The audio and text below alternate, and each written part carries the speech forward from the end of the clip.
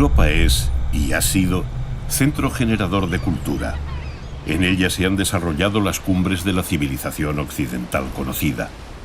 Y la fuente, el líquido precursor, ha sido el agua salada del mar, de los mares Mediterráneo, Jónico, Adriático. Por ellos navegaron todos los héroes y mitos, por ellos navegaron reyes y esclavos. En ellos se libraron las más famosas batallas navales de la antigüedad. Por los países que los circundan, cabalgaron guerreros y monarcas. Y ejemplo de todo ello es la región de Italia llamada Apulia. Puglia está formada por la espuela y el tacón de la península italiana, la bota. Sus costas dan al Adriático y al Jónico, que se funden en el Golfo de Tarento. Fue el centro de la Magna Grecia y durante el período romano, Brindisi era el final de la Vía Apia. De sus ciudades y puertos partieron los cruzados para la Guerra Santa hacia tierras de Jerusalén. Y a la vuelta, muchos de ellos edificaron iglesias agradeciendo al Señor el haber podido volver a pisar tierra cristiana. En estas ciudades quedan las huellas de la cruz y la espada, órdenes de monjes guerreros como los templarios y otros.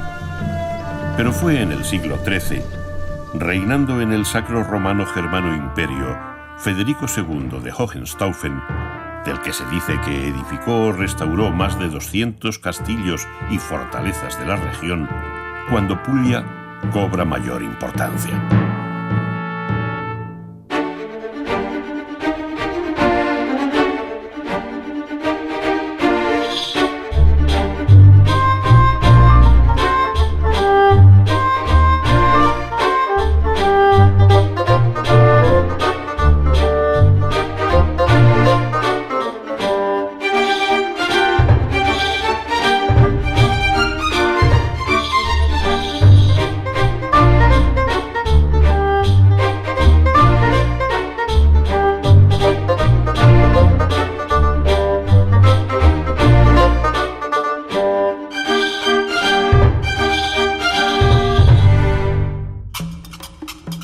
Bari, la capital de Puglia, fue fundada por los ilirios, eternos enemigos de Roma, ocupada por griegos y romanos, disputada su posición estratégica por lombardos, turcos y bizantinos, quienes convirtieron el pequeño puerto de Barium en una gran ciudad.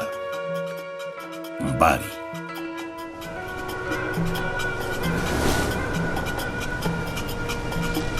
Hoy son otras las naves que surcan estas aguas. Ya no son trirremes, ni galeras, ni galeones, sino barcos de pesca, cargueros o buques para el placer. Y Bari nos aparece como un puerto lleno de vida, trabajo y alegría.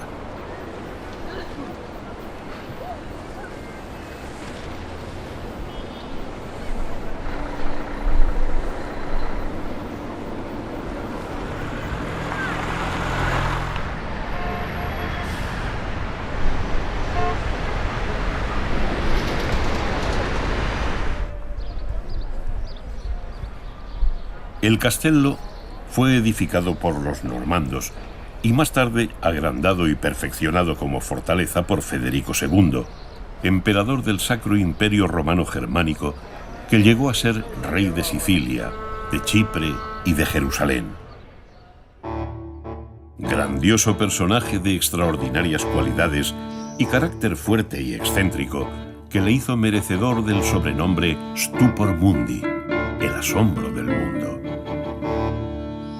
200 años más tarde, vivió en él por propio derecho pues era duquesa de Bari, Isabel de Nápoles. El pueblo la quería por su vida desgraciada y romántica. Viuda muy joven, apenas estuvo casada 6 años con su primo, Galeazzo Sforza, de quien se dice que murió por hacer uso inmoderado del coito.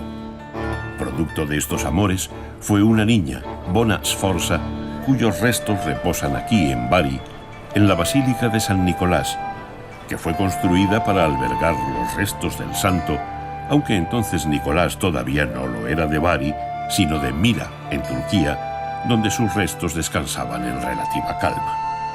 Al ser conquistada Turquía por los musulmanes, un grupo de pescadores sacaron los restos de San Nicola y se los llevaron a Bari. Era un hombre bueno y milagrero, y algunos de sus portentos todavía se recuerdan, como el de hacer resucitar a 3 niños que un hostelero había asesinado y estaba a punto de servir como menú a sus clientes. Por eso se le suele representar junto a 3 niños en una cazuela.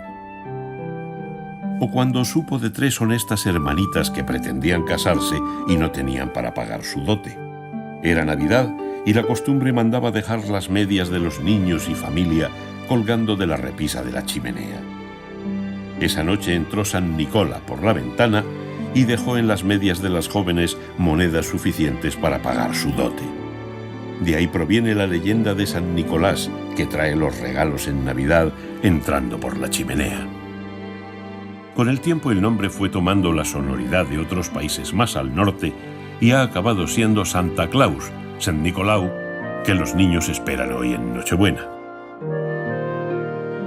Tras estas rejas del altar se guardan las reliquias del santo.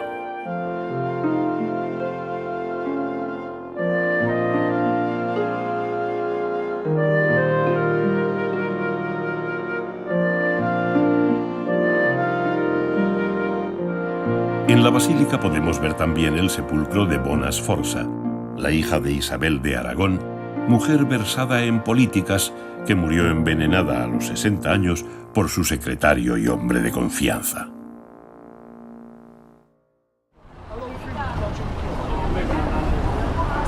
Bari, como todas las ciudades de Italia, es una ciudad alegre y expansiva, donde los comerciantes ofrecen sus mercancías en la calle a los paseantes.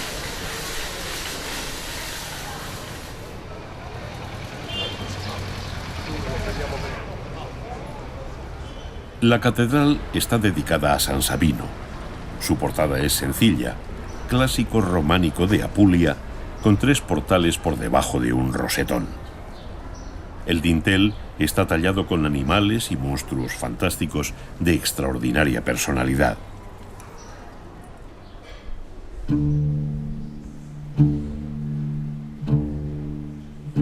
Destruida en el siglo XI, fue reconstruida 100 años después. En el interior, la cripta, de inconfundible estilo oriental, consta de una nave dividida en 2 pasillos sostenidos por 16 columnas.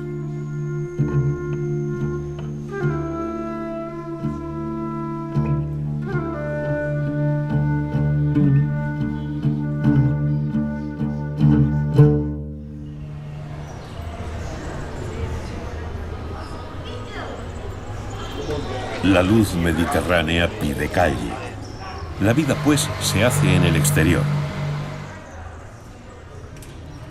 Y en el exterior trabajan las mujeres las deliciosas pastas de la región, orecchetti, cavatelli, troccoli, que fabrican a mano con trigo duro, agua y sal.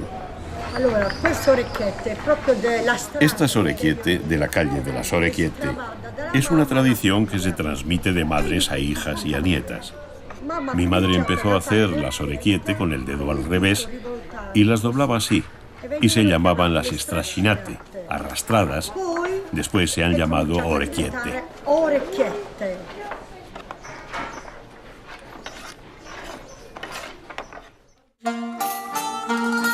Joaquín Murat, lugarteniente de Napoleón, fue rey de Nápoles entre 1808 y 1815 y queda su huella en este barrio que lleva su nombre, donde se alojan las tiendas de moda y lucen espléndidos edificios.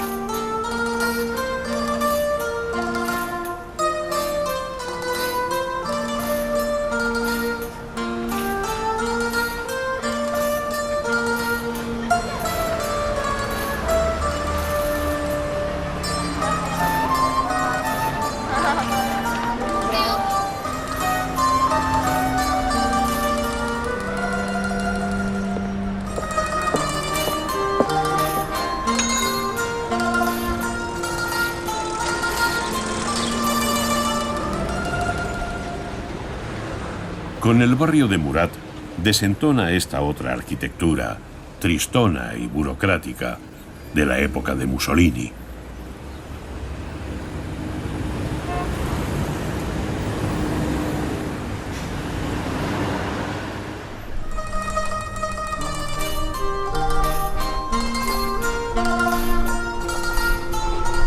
Pero así es Bari, ciudad de contrastes, y los barineses, y sin duda los visitantes, prefieren la luz franca de su histórico puerto y la arquitectura de sus embarcaciones.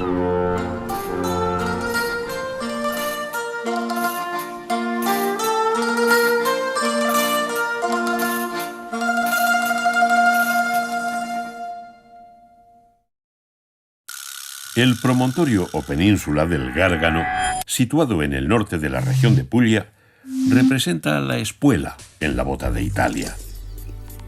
Pero nosotros vamos a acercarnos a la espuela por mar. Y navegando siempre a vista de la costa, ese litoral duro y accidentado del Gárgano, donde rompen las olas con fuerza taladrando la piedra, creando misteriosas cuevas y canales, nos vamos a encontrar con los trabucchi, ingenios de pesca que tienen más de 200 años de antigüedad. Estos ingenios están construidos de pino carrasco, pino típico del Gárgano y común en todo el Adriático, flexible y resistente a la sal y al viento duro del Mistral. Buongiorno, sono Mario del Trabucco. Vi spiego un po' la Buenos días, soy Mario del Trabucco y les explico la historia y su funcionamiento. Tiene sus orígenes en el final del siglo XIX o principios del XX. Es una estructura nacida por una necesidad práctica porque no existían puertos y a veces era demasiado peligroso salir al mar a pescar con los barcos de velas. Entonces nació esta estructura pegada en las rocas que funcionaba como un barco de pesca. El funcionamiento es muy sencillo. Se dejan caer los cabrestantes, la red baja en el agua hasta el fondo del mar. Una forma de pescar es cuando el agua es clara y transparente y se ve llegar al pez. Uno de los hombres del trabuco que está asomándose en la plataforma o se sube a la antena y si el pez pasa encima de la red, da una voz a los otros del trabuco y dice «ver», que en dialecto significa «saca la red», y rápidamente sacan la red fuera del agua y los peces quedan presos dentro. Aquí tenemos dos cabrestantes que sirven para subir las redes atadas a varias garruchas. Generalmente hay 4 personas, 2 por cada cabrestante, además de otra que es la encargada de ver si entra pesca en la red. Cuando se ve el pez en la red, se giran los cabrestantes, se saca la red y el pez queda preso en el centro. Después, con un ganapán muy largo, se saca el pez de la red.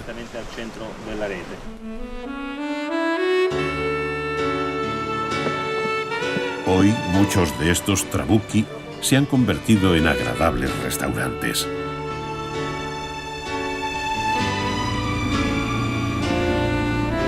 Y siguiendo nuestro viaje, llegamos a Vieste. Pueblo marinero, centro turístico importante con magníficas playas de arena y muelles de atraque para todo tipo de barcos de recreo.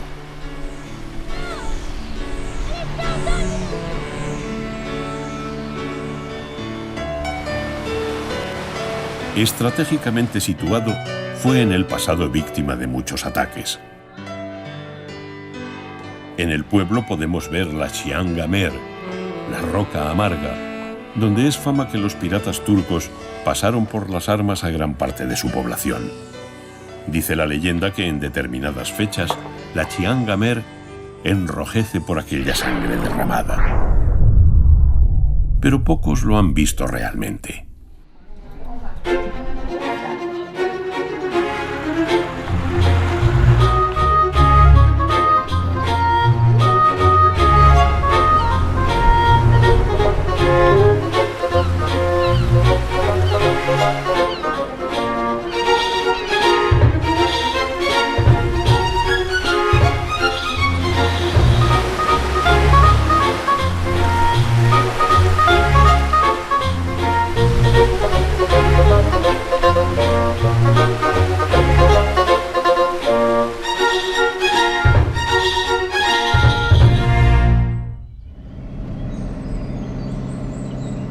Y ya por el interior, bajamos hacia el sur y encontramos la Foresta Umbra en el Parque Nacional del Gárgano, donde se concentran más del 35% de las especies botánicas de la región.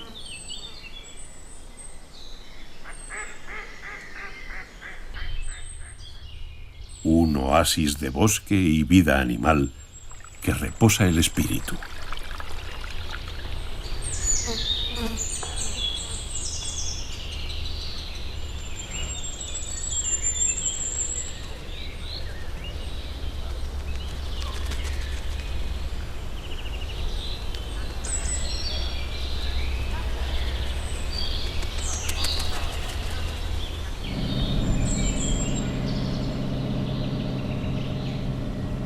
Siguiendo nuestro viaje, llegamos a Monte Sant'Angelo, destino desde hace siglos de millares de peregrinos.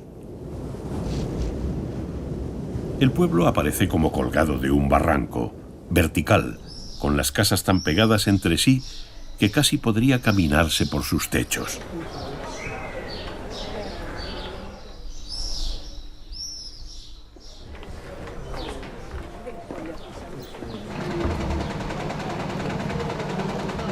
Parece que allá por el año 490 se apareció el arcángel San Miguel al obispo de Siponto, ordenándole que construyera un templo en su honor.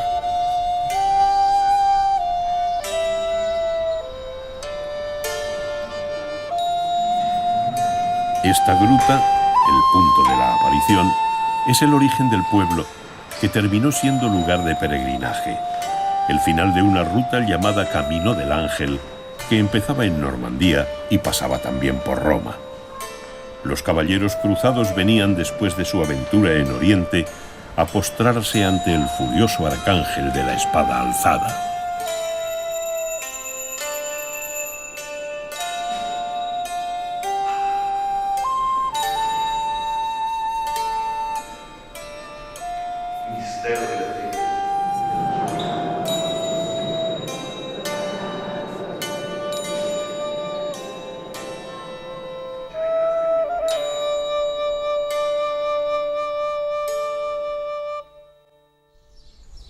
Sobre las ruinas de un castillo de origen normando, construyó una fortaleza casi inexpugnable Federico II. Todavía pueden distinguirse las torres cuadradas normandas de las redondas aragonesas. Aquí vivió, se cuenta, Bianca Lancia, la única mujer a la que Federico II amó de verdad. Fue hombre de muchos amores y dejó amplia descendencia. Sin embargo, los únicos hijos naturales a los que legitimó fueron los 3 que tuvo con Bianca. Incluso mantiene algún historiador, llegó a casarse con ella in articulo mortis.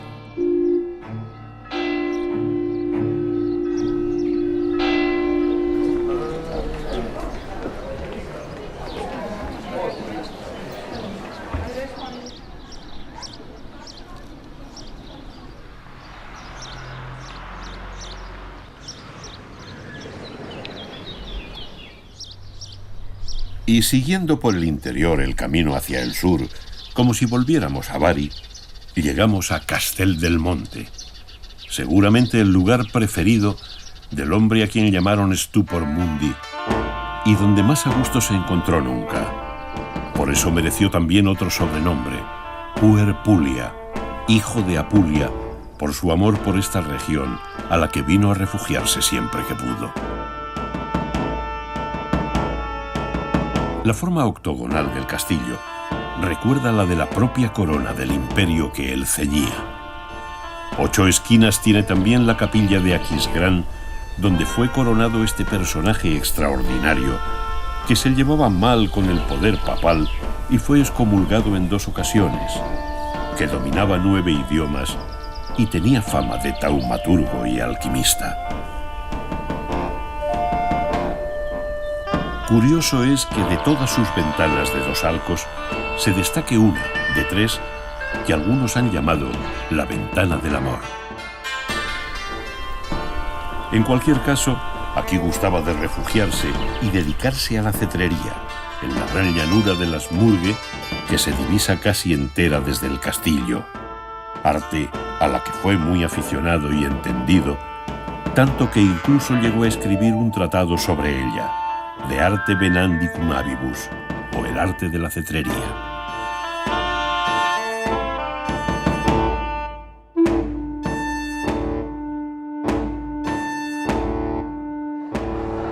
El patio también tiene forma octogonal y cualquier fuerza que hubiese conseguido entrar en el castillo se hubiera visto inmediatamente enclaustrada, encerrada en ese octógono fatal, expuesta a la arquería y al fuego de sus defensores, sin posibilidad alguna de huida.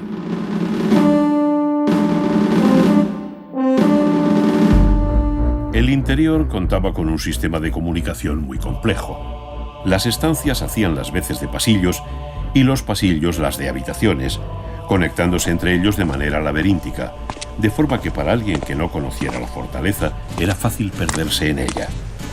Se considera que el emperador quería protegerse de atentados y que por ello, para llegar hasta sus habitaciones o a la sala del trono, había que atravesar una infinidad de cuartos, de forma que cualquier intruso era descubierto a tiempo por los soldados de guardia. Es posible que el emperador concretara en la sorprendente construcción de esta fortaleza secretos y misterios cuyo mágico hermetismo la hacían aún más temible y aterradora. Castel del Monte fue declarado Patrimonio de la Humanidad en 1996. Lo contrario de Castel del Monte es Trani, un puerto turístico abierto a la luz y a la alegría, donde van de la mano como naipes barajándose antigüedad y actualidad. Ayer, puerto importante de salida de los caballeros cruzados que iban a hacer la Guerra Santa. Hoy, lugar de ocio y esparcimiento.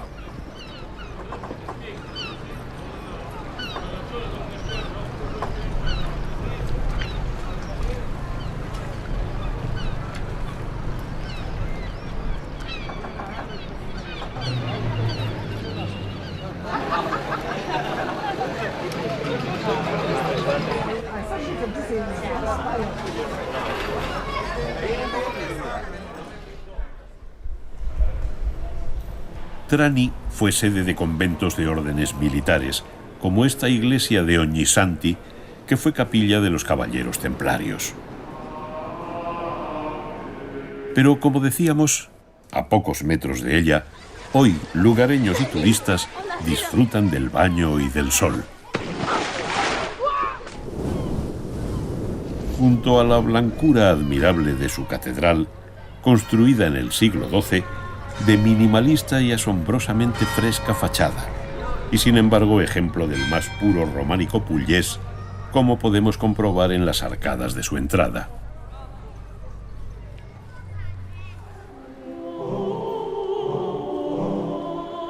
En el interior, las naves son de estilo normando.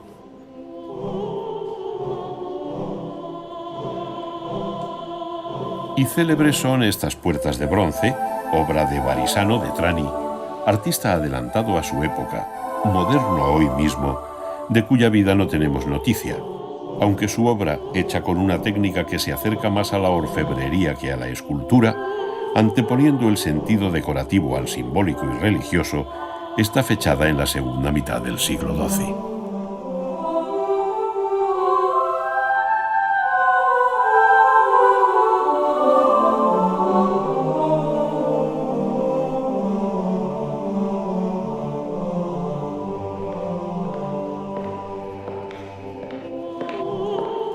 La catedral de Trani, que salpica la espuma de las olas del mar.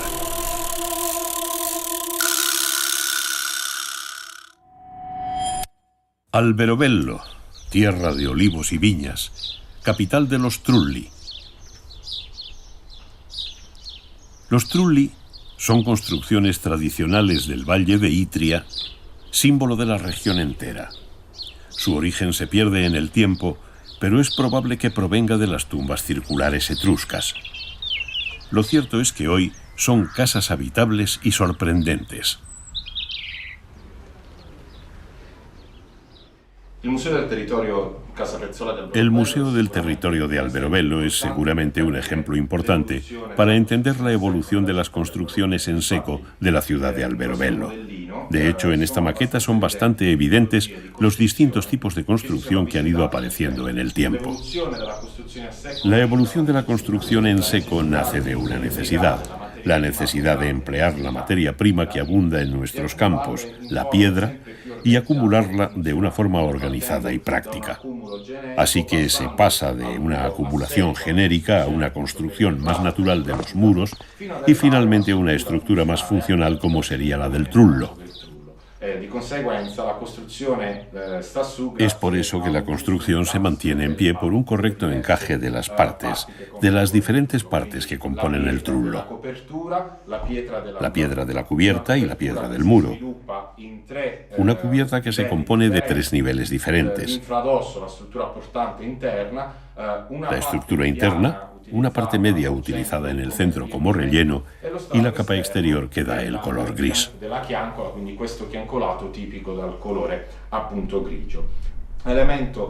Desde luego, un elemento interesante de nuestras construcciones es el pináculo, la parte de terminación de nuestros conos. El pináculo es un elemento decorativo en una estructura eminentemente monótona y anónima. En Alberobello, el elemento verdaderamente excepcional es el hecho de que estas estructuras han estado habitadas desde el siglo XVII. Aún hoy, el trullo, monumento declarado Patrimonio de la Humanidad por la UNESCO en 1996, es una vivienda. Parte de nuestros habitantes vive todavía en estas estructuras.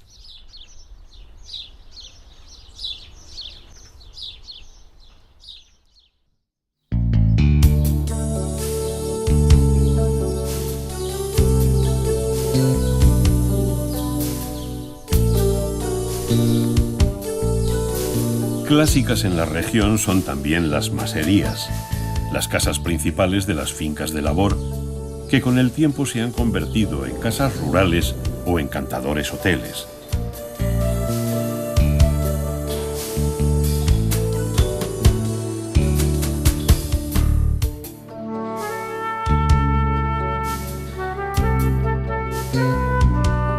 Incluso alguno cuenta con su propia y antiquísima capilla, como lo atestiguan estos frescos bizantinos.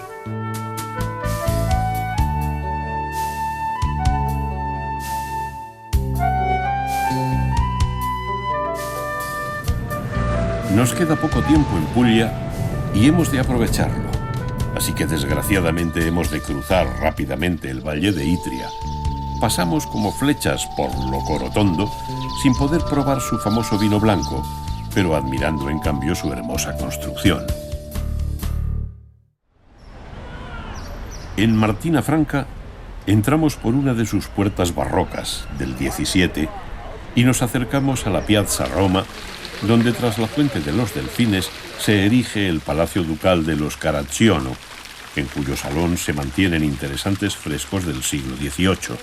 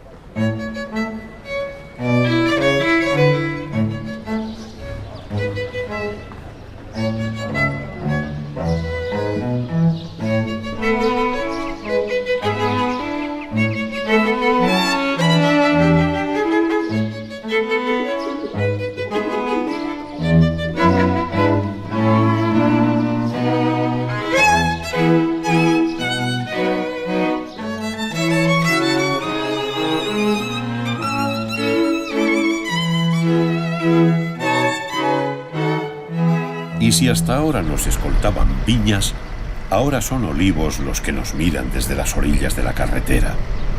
Olivos de troncos retorcidos, milenarios. Y siente uno si no sería de esa madera olorosa con la que fabricaría Hércules el garrote con el que se enfrentó al león de Nemea.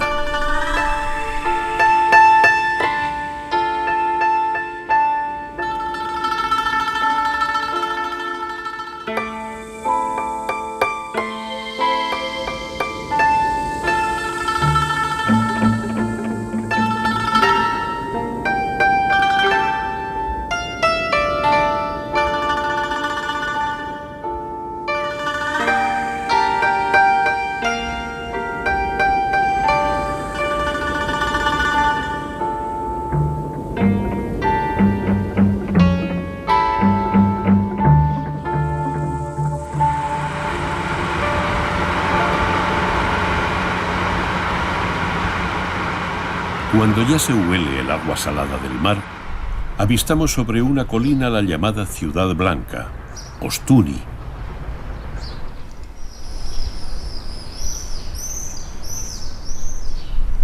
Calles blancas.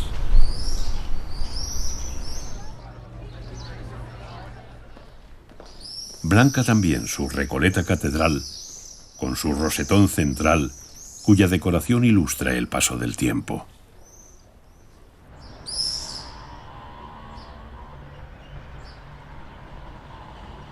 Ostuni fue la dote de la princesa Bona Sforza, cuya tumba hemos visto en la Catedral de Bari.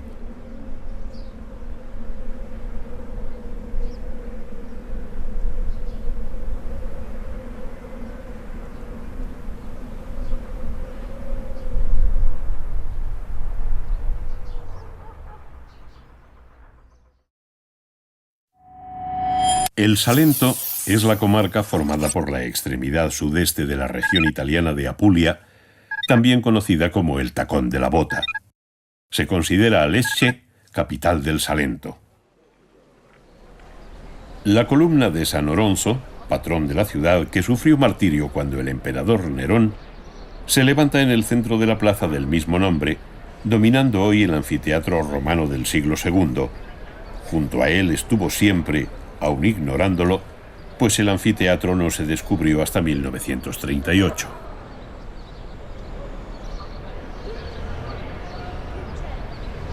Lecce ha sido sobrenombrada la Florencia del Sur al ser una joya del barroco y del arte en general del sur de Italia.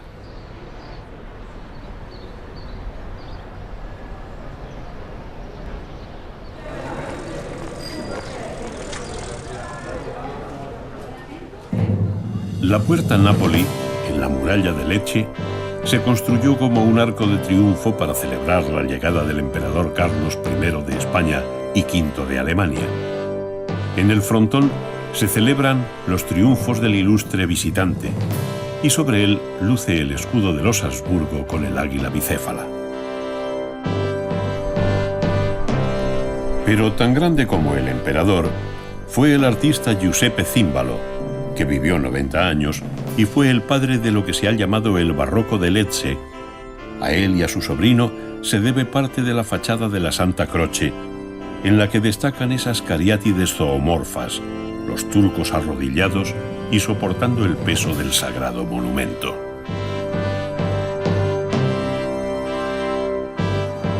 Pero el interior es quizá más sorprendente con los juegos de columnas que sujetan la cúpula.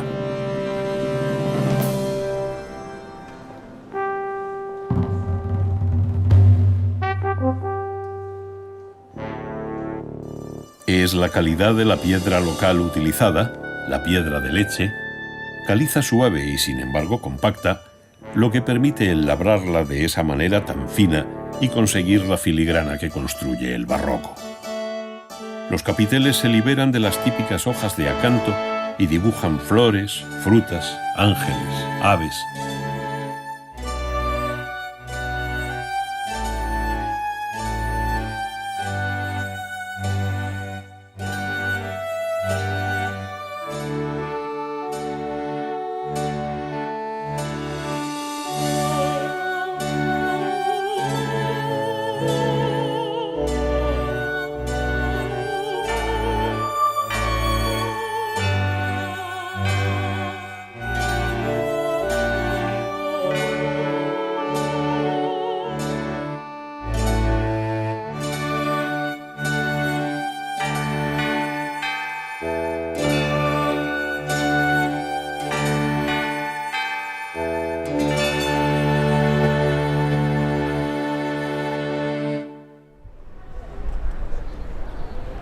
El castillo de Carlos V se construyó sobre la base de una fortaleza normanda y la obra comenzó en 1539, quizás con la intención de que se alojara en él el emperador.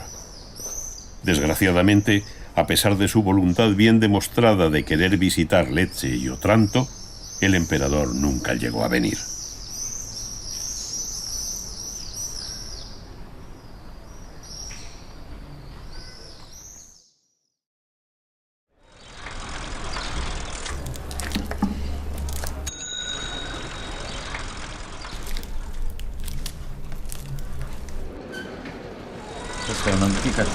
Esta es una antigua técnica de la elaboración leccese. Se utiliza un papel hecho de tela y cartón elaborado en una antigua papelera de Amalfi. Como se moldeaba en el siglo XVIII, momento en el que nació esta técnica, así se sigue trabajando hoy. Misma técnica, mismos materiales. Esta es una figura de un rey mago que se usaba para adornar los pesebres belenes de las antiguas nobles familias de Lecce y Salento, porque un pesebre belén en papel maché es un orgullo para la aristocracia salentina.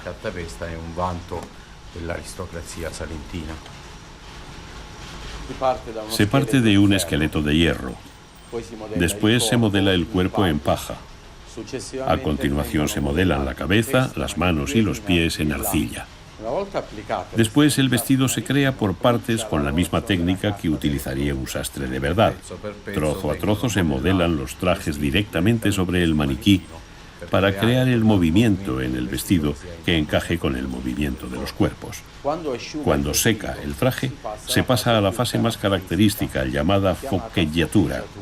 Se van haciendo quemaduras, pasando un hierro incandescente para alisar las arrugas que aparecen durante la elaboración.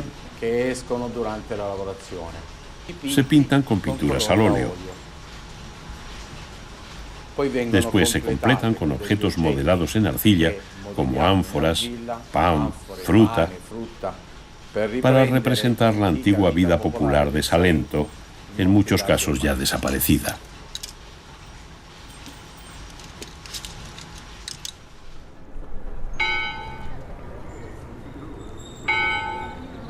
La espectacular piazza del Duomo, dominada por la catedral.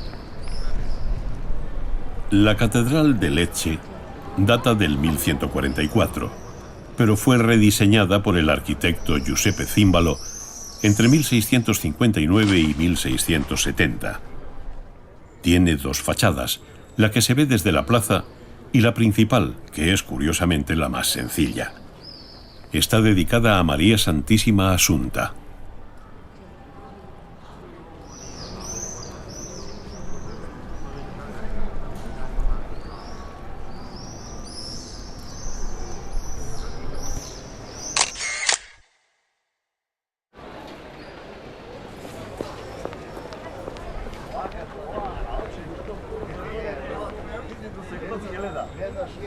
El último proyecto de Címbalo, casi a sus 90 años, y que no pudo ver acabado, fue la iglesia de San Juan Bautista, lo que se considera máximo exponente del barroco leccese, influenciado sin duda por el plateresco español.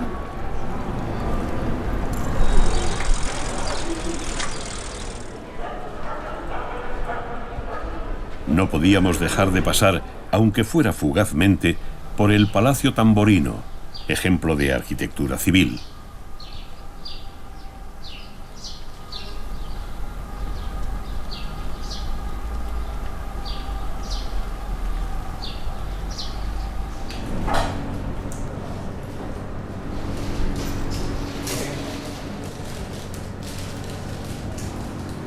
Y llenando las bolsas con las típicas pastas de la región, salimos por la Puerta Rubiae con la esperanza de que en el resto del viaje nos acompañe la bendición de San Oronzo, patrón de la llamada Florencia del Sur, Lecce.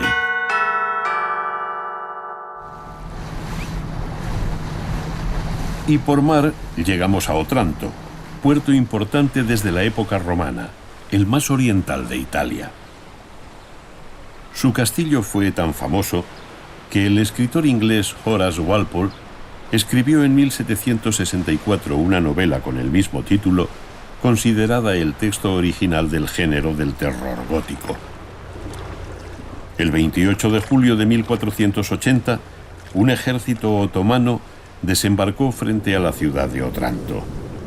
Después de 15 días de asedio, los turcos consiguieron conquistar el castillo y la ciudad fue pasada a cuchillo. Pero aún quedaban algunos supervivientes refugiados en la catedral. El comandante otomano les ordenó renunciar a su fe cristiana, a lo cual los ciudadanos se negaron. Al menos 800 de ellos fueron decapitados.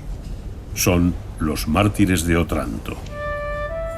En 2013, Benedicto XVI inició un proceso para su canonización, ratificado por el Papa Francisco. El rito de canonización tuvo lugar el 12 de mayo de 2013 en la Plaza de San Pedro.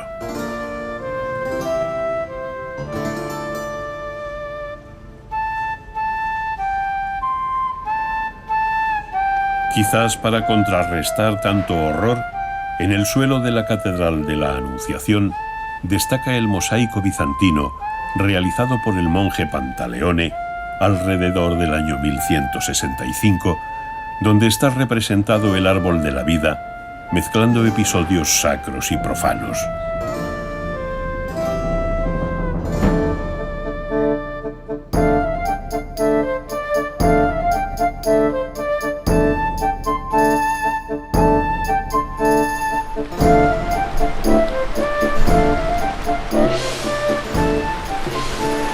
Seguimos la costa, punteada por las torres de vigilancia que ordenó edificar Carlos V para avisar a tiempo de la presencia enemiga.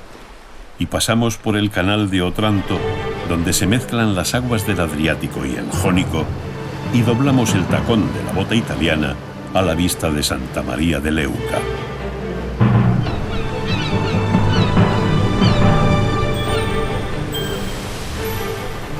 Para llegar a Gallipoli, puerto importante, codiciado históricamente, que sufrió especialmente en las dos últimas guerras mundiales.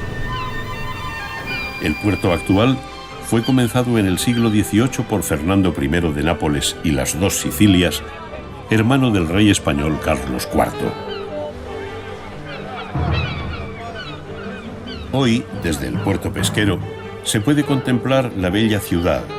De ahí viene su nombre, del griego Kalé Polis, que significa ciudad bonita, rodeada por las murallas acariciadas por las olas del mar Jónico y fortificada por el castillo que fue sucesivamente reconstruido por Federico II y por los Anjou y más tarde por los aragoneses.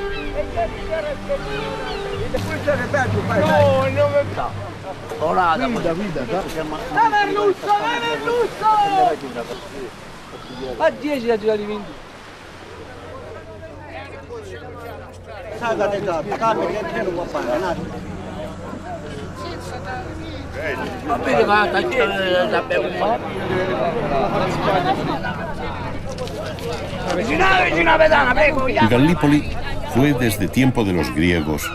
Dice la leyenda que la ciudad fue fundada por Diomeneo, uno de los héroes de la guerra de Troya, importante puerto comercial dedicado especialmente al comercio del aceite. Hasta el siglo XIX, a sus habitantes les gustaba decir que con el aceite de Gallipoli se iluminaban las grandes ciudades de Europa. En la zona siguen produciéndose excelentes aceites apreciados en la gastronomía mundial y se puede visitar alguna de sus antiguas almazaras.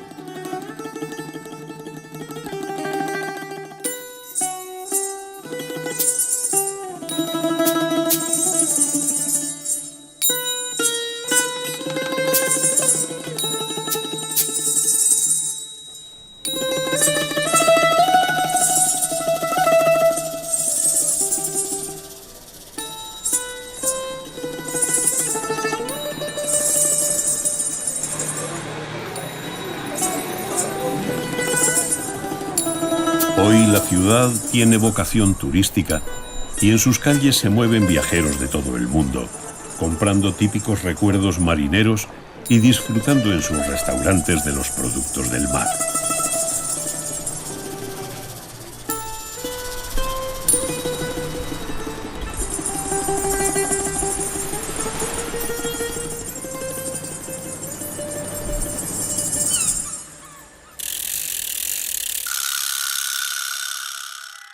y en el interior del Salento está Galatina y la iglesia de San Pedro y San Pablo. En una época la ciudad se llamó San Pedro in Galatina, en honor al apóstol que, se dice, por aquí pasó en su viaje hacia Roma. Incluso en la catedral se conserva la piedra sobre la cual, según la tradición, San Pedro reposó en su viaje desde Antioquía hacia Roma. Sus calles tienen un inconfundible sabor que solo se encuentra en el interior del Salento.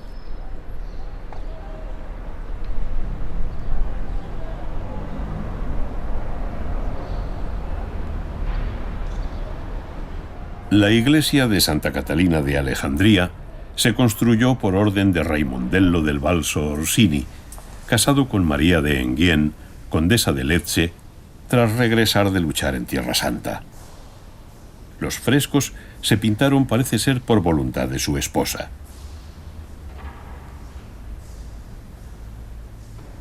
Notables son los del Génesis por su ingenuidad y belleza.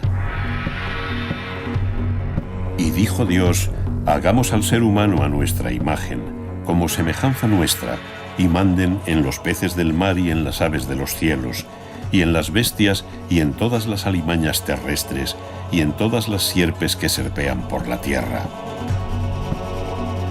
Creó pues Dios al ser humano a imagen suya, a imagen de Dios le creó, macho y hembra los creó. Santa Catalina nació hacia el 290 en el seno de una familia noble de Alejandría. Fue martirizada por el emperador Magencio al negarse a hacer sacrificios a los dioses. El emperador ordenó que torturaran a Catalina con una máquina de ruedas guarnecidas con cuchillas afiladas. Pero las ruedas se rompieron al tocar el cuerpo de Catalina, quien salió ilesa. Entonces el emperador ordenó decapitarla. Al lado del retrato de la santa está el sepulcro de Raimondello del Balso.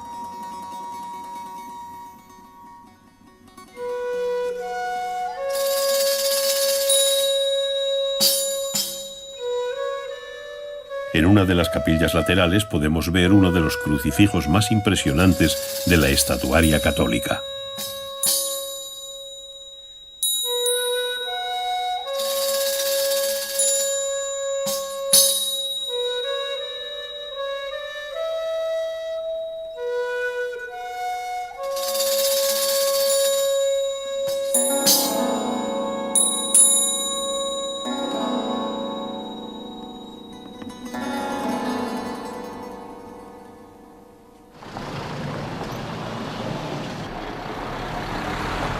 Las calles de Galatina son el escenario todos los años, los días 28 y 29 de junio, de las fiestas de la Tarantela, el baile más célebre de Italia.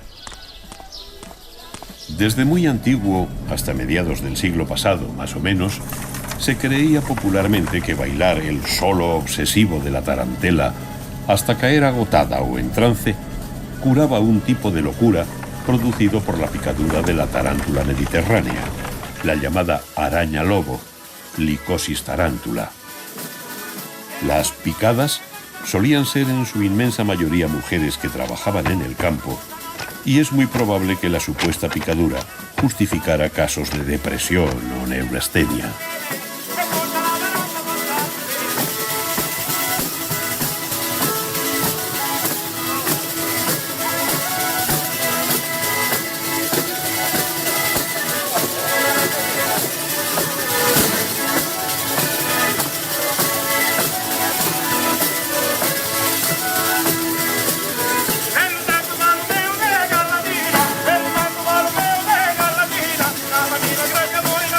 Gracias,